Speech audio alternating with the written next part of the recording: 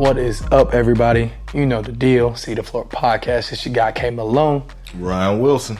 Got a great episode for y'all. You ready, brother? Let's get it.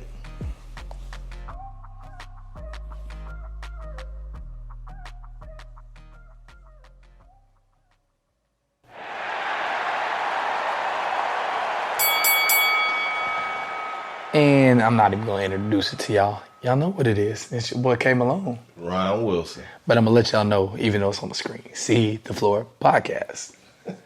And this is part 3. The continuation. Yeah. For mental health episodes that we've been doing. It's Mental Health Awareness Month. We thought it would just be a great topic, the first episode that we did. And then it turned into basically now third episode being recorded, and just the second episode having our cousin Janae Francis, who is a psychotherapist. I thought was just great. Mm-hmm. One, gave us a chance to have a guest again, and she just dropped, just gems, honestly, if you got a chance to watch it. And I hope that for everybody that did, you took something from it, and because we definitely got something from it. Oh, yeah. I was able to release Yeah. some of that weight, get it off your chest. Yeah. So wish that we could make that episode longer, so that people could really hear from her and get that feedback from her, and almost in a sense have a session with a really, really good quality therapist, and then somebody that really cares as well. Yeah. We're working on getting her a podcast of her own. Yeah, definitely. Because she would, I think there'd be a lot of people that would benefit from getting to hear from her and be able to kind of help their mental space. But like I said, in our continuation, just one, moving forward, we covered a lot of things, but we want to kind of talk about how to kind of stay in your mental space, bettering it, what it looks like, because as we found out from her, mental health is brain health. And she talked about, you go see a doctor to regulate your blood sugar. You see a doctor when you sprain an ankle. You should be able to see somebody that's a doctor and be able to help with your function of your brain. Yeah. We definitely struggle with being vulnerable. I know I struggle with being vulnerable. I ain't gonna name no names or point no elbows, but So unfortunately, in the first episode, I was made to talk about myself, but would love to talk about you today. Let's get into it. So, you kind of talked about where you are at in the present, with your mental health, but where do you see yourself like going, in the future? Where do you see yourself headed? Where do you see your mental space heading as you, still start to grow and develop? I would want it to be stronger, be able to deal with things and process them and let them go instead of dwelling on them. Cause that takes a toll on you. Just like we talked about last week, your mental state takes a toll on you physically. And so it works hand in hand. Now, I would say, because we're kind of cut from the same cloth, do you feel like you wear your heart on your sleeve and your emotions show? I definitely do. And that's something, I have to work on, because you can't always do that. It's good to be able to show emotion, but you can't, like I said, dwell on it. It's okay to be okay with expressing yourself. Yeah. You hear me, young man? Look, we weren't making this one about me. I talked about some of my things, and we talk about them not on screen, okay? You're right. But yeah, now I definitely do wear my emotions, my feelings on my sleeve, and that's something I got to work on. Yep, guilty. Definitely kind of speak on one of the things that we definitely talked about off air, which is that want and that need, and that key word that creeps into our mind. Validation? Yeah. Because I didn't want to say it. Yeah. That would be one thing I would tell my younger self, is to, believe in myself and not seek that validation from other people, whether it's, your parents, your coaches, your friends, your girl. Just believe in yourself, because if you don't believe in yourself, you can't perform at your peak, at your top level. So, and that goes beyond the court. That's off. That's because once again, I feel like I'm just raising my hand towards all of this of just being guilty. And that's something that it is taking me a while to finally get off of my chest and realize that, that's something that I've struggled with, and it has affected me mentally. It hasn't put me in a state of depression or anything like that, but it's affected me in my sports career, and it's affected me personally in terms of just validation at all levels. And it's good to recognize it now, because it was something I didn't know that showed so heavily. Yeah. Because growing up, I, definitely seek that reassurance from different people. We talked about it a little bit, in the past, off air. Just growing up in high school, playing for your pops. I wanted that validation from him. That reassurance that, I'm his number one guy.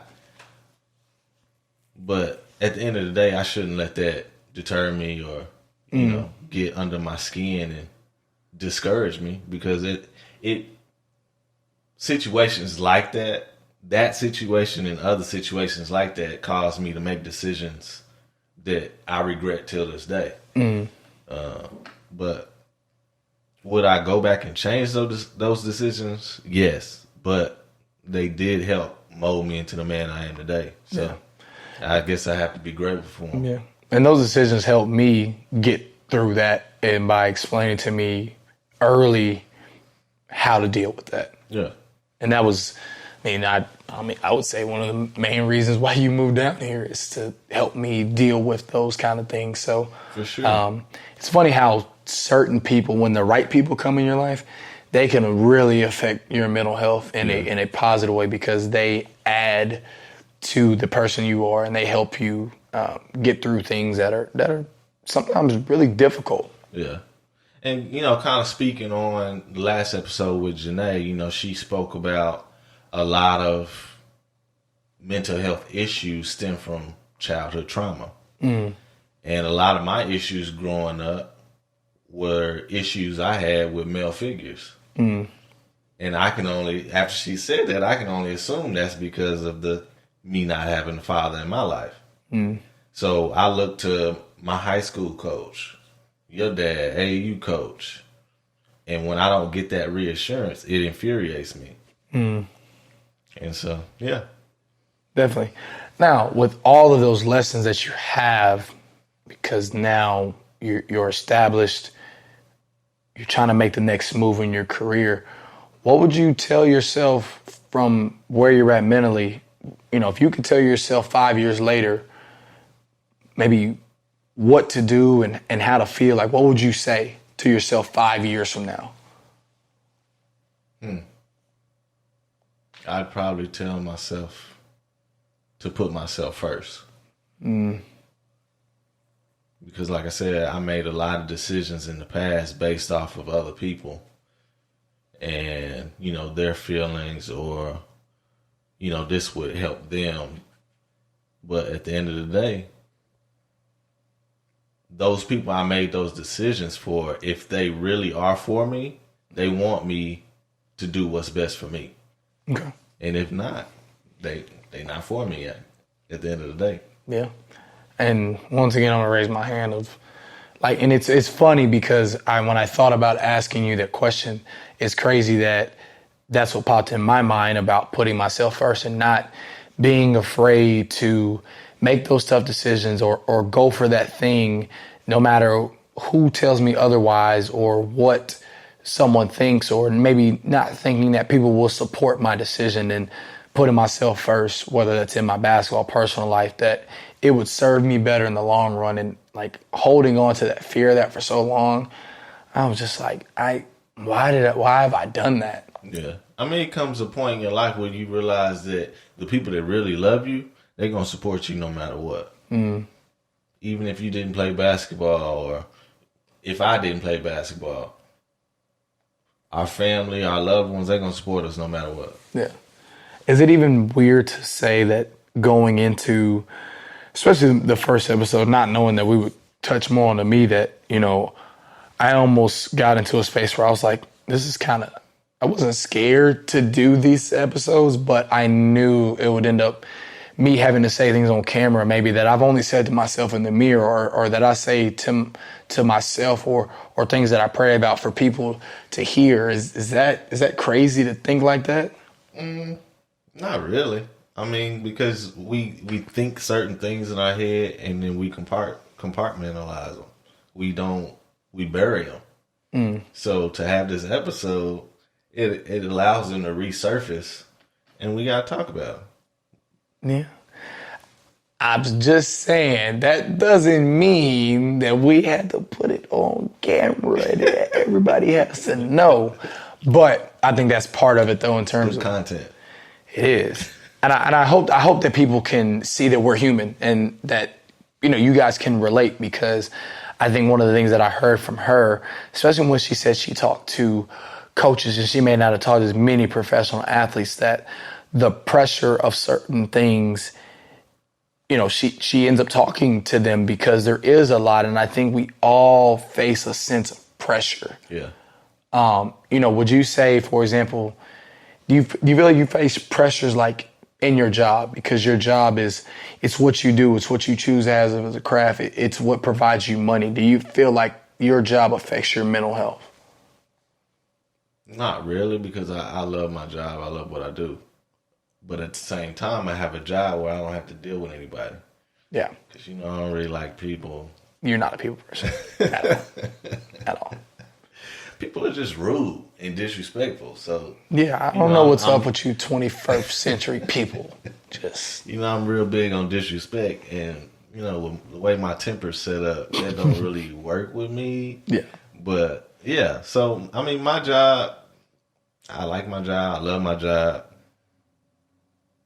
and it's actually a release for me, because it gives me time to myself. I don't have to deal with anybody. I just go in, do my job, and I leave. But, it's actually my time to meditate too, because I put my music on and just ride. Do you feel like if the job ever became something else besides that you would look to do something different because it would put you in a different mental space? Probably. Because I think people can't get out of that. Yeah, because like I said, I have to put myself first. So if I'm going into a job every day that's just driving me insane, that's not healthy. And you have to make a change at some point. You can't just keep getting on the merry-go-round. Yeah. Sometimes you got to get off the ride. Yeah, definitely. And let's be honest, at the very end of the episode, for people that watch, she came for me because I think, when she talked about, those want and needs of things that, I've always looked at a job so far as that, does that job make me enough money? Will whatever I'm doing provide me with those materialistic wants and needs that I have to have? And it obviously should not be like that. But I'm guilty of saying the first thing when I think about when I start breaking down numbers is, what can I get with it? And I figured, I'm like, that's not healthy. That's not good at all. I pray the Lord deliver you of that demon. Oh my goodness. Okay. I just want the Lord to bless me with a job so I can get the car that I want. Okay. Everything else can be pushed aside. I just want the car that I want. It'll make me happy. That statement alone is an issue. Okay. It's not as big of an issue anymore. I don't have to have my Audi A7 that I want. But, I'll settle for a Kia Stinger or a Challenger wide body Skyback. Okay. Exactly. Look, people, don't be better than me, okay? Please. Please. Be like him. Oh, man. I'm still growing, okay? You're going to get there. Yeah, but I would say I'm in a good or better mental space. Yeah. So, and one of the other things is, and I don't know if we talked about it or she covered it, but how do you deal with somebody coming to you about where they're at. Because I think we talked about, and maybe she did, about us self-diagnosing ourselves, or people or parents. But if someone is struggling with something, do you sit there and think that I don't need to be the one to talk to them about this, they need to go to the therapist? Or do you sit back and try to kind of see in what way you can help them? Because I think that's something that people, because of the world we live in now, you try to offer help because you don't want to see anybody struggle. Mm-hmm. I definitely think you have to be able to read the room and know the person you're dealing with, because you never know what somebody's going through. So, I mean, at the end of the day, you have to at least be that ear for them, because, I mean, you just listening to them alone helps. You know, if you don't have advice, or if you don't have experience in whatever situation they're going through, that's understandable. And you could recommend them, because as she said, you know, if you're thinking about seeing somebody, just try it out. So, yeah, I would encourage, if you don't have the words to them, to encourage them or talk them off the ledge, whatever it may be, in a figurative. Yeah, because as you were saying that, in my mind, I was, talking them off the ledge, because I think personally, and I don't want to say I figured it out. I need to definitely stop. I find myself sometimes end up offering advice to people about certain things, and I need to kind of back away from that. And not because I don't think what I'm saying has meaning, but as a person that's still growing, it's almost better for me to listen to them versus offer my advice and my perspective, when there are genuine times where I really can't relate, and there's no sense of trying your best to not lie, but just fake your way through it. Yeah. And it not be genuine, to come from a genuine place and have actual factual meaning behind it. Yeah. I mean, a lot of times people just want you to listen. And a lot of times people get annoyed when you automatically revert back to yourself. Because, I mean... Yeah, because they'll say to you, well, you didn't listen to anything I said. You made it about you. Right.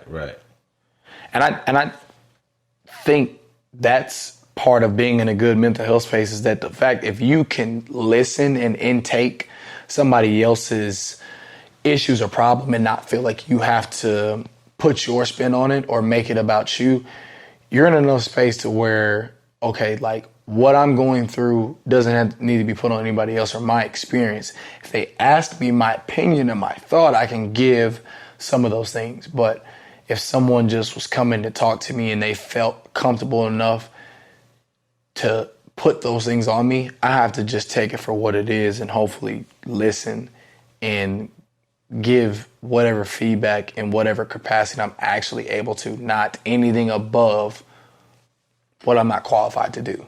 Yeah, I feel like you definitely have to find that happy median of being able to talk to somebody or give them advice without saying I or me, this is what I would do, or this is what happened when I went through this, and blah, blah, blah. There's a way to deliver something without making it about yourself. So... Now, one of the questions I want to ask you is because, in all honesty, of you being older, how do you feel like you've dealt with the mental health of maybe a significant other, of they're struggling with something, or, maybe y'all both have internal struggles, but now that person is really, the conversations have been deeper. You do know there's more things going on, and they're really trying to get through whatever. How do you maybe suggest that they should? Do you go together to see somebody? Because that's a line where you're talking about a happy medium, because now you're talking about the person that means the most to you, maybe their mental health, but then also you have to take in consideration, I may say something to them that puts maybe some division between you two. Okay, you really trying to dig it out of me now. Okay. You might drop some knowledge for me. I mean, everybody's different, though. Okay. So you have to know that person that you're dealing with. Like I said before, if you know that your significant other is someone who is a physical person, they might just want to be held. They might express something to you and, are vulnerable to you, and they just want you to hold them. Then you have other people where they want that banter, that back and forth. So you just have to handle, like I said, you got to read the room. But let's be honest, reading the room is not one of the easiest things to do, and that is something in itself that when it comes to a relationship portion, like you kind of have to. But even you take into it real life, I think and I take me in a perspective of being a leader or whatnot. I've always figured out I end up with my teammates or people that I work with, that I do end up being kind of I don't want to say a voice of reason, but just like I said, sometimes just a soundboard, and sometimes I don't even ask for it. And I do get the feeling, a sense of like, why am I always end up having to hear somebody else's problems and then talk about me? And then that's kind of how you build a relationship with somebody versus, not wanting to be standoff, but people maybe see me in a light where I can do that. You know what I'm saying? Yeah. Like, is it something like for you, if that happened to you, do you feel like it's the way you carry yourself? Is it the fact that maybe you really are just in a space that people see you and maybe they really think that you can help them? I don't know. That's tough because, like, when I hear what people say about me, it's on both ends of the spectrum. Because there's the group that says I'm unapproachable because I'm so standoffish. And then there's the group that says I'm so even keel that it's easy to talk to me. So, I mean, you got both ends. That's tough. That's tough. I don't know what it is about you. I don't like talking to you. No, I mean, I don't know why I'm seen approachable, because like I said, I've been told I'm... But you're just a naturally friendly guy. So that alone lets people open up. But in the real, we keep it real on the show, that's got me in trouble, and I don't understand why. Why can't I just be friendly? Don't answer that. Don't answer that. Yeah. Don't answer that. I'll leave that alone. So, but to kind of keep this in our lane, talk to me about in the space of mental health for our athletes that are getting to the end, because this is a 3-part question if you can answer it. One of the things, we're getting into the NBA playoffs. The NBA has one of the longest seasons. I mean, NFL's long, 18 weeks, one game each week, but NBA season, normal NBA season, hockey and baseball, hockey's 82 games, baseball's 100. Just for all sports, especially professional sports, long seasons. How do you, if that was you and us knowing him, how do you keep the mind fresh and not bogged down and be ready to go to the finish line? I feel like you have to keep a goal in mind. Okay. Because as long as you keep that goal in mind, it's going to allow you to keep striving for it until you reach that goal. So it's just like a long distance race. You know the 800, you got 2 laps. After that first lap, you might be dead, but you got another lap to go, but you're not going to stop. Yeah. So, the great words of Nipsey Hussle, the marathon continues. That's right. Now, second part of that, something that is kind of closer home to me that because I've had limited experience, seeing a lot of the overseas guys and women, because social media, we have a platform. Watching a lot of my friends now that are ready to come home, and you've had conversations with Ep about being in another country and it's long and being away from family. How do y'all's conversations, what did that look like? Because talking to some of the other guys, it's just like they're 2 weeks for a flight to get home when you have no games, you're not practicing. Yeah. A lot of guys right now and ladies that are playing in Israel, it is they're on the brink of war, and they're like, they will not send them home. Yeah. Like, how do you stay sane in all of that? I feel like in that case, you just have to find things to occupy your mind. Whether that be books, reading, and video games. You know, you're very serious about that Switch. I mean, I would have my Xbox over there with me. I mean, I'm PlayStation. I got my PlayStation 5, but I ain't taking that over there. It's a spaceship. Just So yeah, I mean, you just have to have things that occupy your mind, because if you sit in wherever you reside and you just thinking about home, that's not gonna get you anywhere. Mm-hmm. It's gonna be bad for you, and it's gonna be bad for your season. yeah, So yeah, I would say that you just gotta occupy your mind. yeah. Definitely, because the overseas thing is tough. You're either built for it or you're not. Yeah. In that sense, if you're okay with being away from your family and you have the capacity to do things in your own time, So my last part is, because we've both dealt with this for sure. Take it back to college, where your sport is your sport, but you got to worry about schoolwork, and it gets to the end where you're getting close to spring break. You get a break from school, but then you got to focus on conference tournament. You want to make the NCAA tournament. How was dealing with that? Like even dealing with, you were trying to play so well so you could get out of the school you were at to get to a better school. Yeah, I mean, I personally didn't handle that well, because certain things took a back seat, which you can't do that. So I would advise you kids, don't let your books, your education take a back seat. But I mean, nowadays they had, like the school I was at, we didn't have like tutors and study hall and all that. Yeah, had access to that. We might have had study hall, I just didn't go. But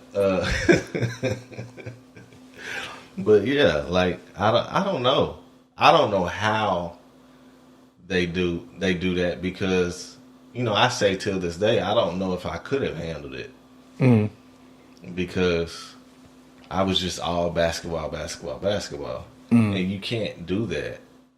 No, you can't. It's because if you just worry about basketball, I mean, there's so many different factors when you're in school and college that go on, that there's conversations that are, and it's all sports, that are held behind closed doors. So if you just stress about things that trying to like get in your coach's head, you can't. Yeah. He's trying to manage you and 15 other kids the same way these professor coaches are trying to manage you and 12 other players that trying to figure out the money we pay. It's you go down a rabbit hole. Yeah. So we're not even gonna mention high school kids. Y'all are the most free of all. Just enjoy life. Enjoy being between the ages of 14 and 18. That's right. my best advice to give you. But we appreciate y'all tuning in, with us on kind of our journey through mental health awareness month. It's been great. Had great speaker, great topics. It's turned into something we didn't even imagine. Hopefully we can really push these episodes, because it's not even about the viewers and watching it, just for people to get into a better mental health space, because it really is trending. So definitely got a message that somebody needs to hear. Yep, for sure. Well, y'all already know the deal. Our social media will be in the link. Subscribe, follow, share, let everybody know. The website's going to be on there. You already know the deal. Your boy K. Malone. Ryan Wilson. Till next time, y'all. See life like you see the floor.